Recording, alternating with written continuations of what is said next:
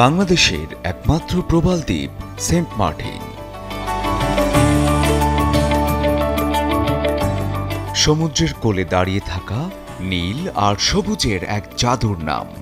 বহুদিন ধরেই যারা অপেক্ষায় ছিলেন রাত যাপনের, সেই সুযোগ নিয়ে আবারও খুলছে সমুদ্রপথ।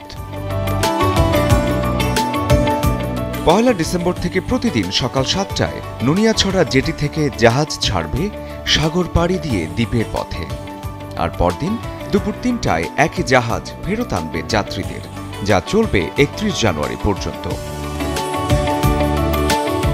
অনুমতি পেয়েছে এমভি কর্ণফুলী এক্সপ্রেস, এমভি বারো আউলিয়া, কেয়ারি সিন্দাবাদ এবং কেয়ারি ক্রুজ অ্যান্ড ডাইন। নতুন নিয়মে পর্যটকরা শুধু কক্সবাজার থেকে সেন্ট মার্টিন যেতে পারবেন।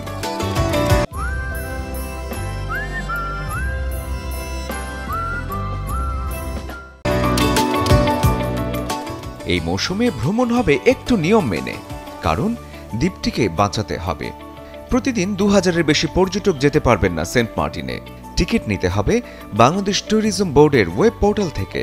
টিকিটে থাকবে ট্রাভেল পাস আর কিউআর কোড।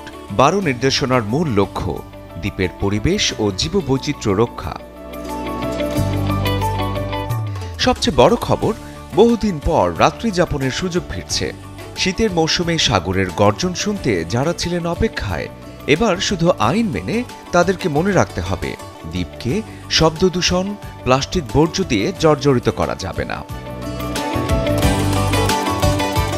নীলের মধ্যে হারিয়ে যাওয়ার এই সুযোগ ২ মাসের জন্যই, যেখানে প্রতিটি সকাল মনে করিয়ে দেবে বাংলাদেশের সবচেয়ে সুন্দর গল্পগুলোর একটি এখানেই।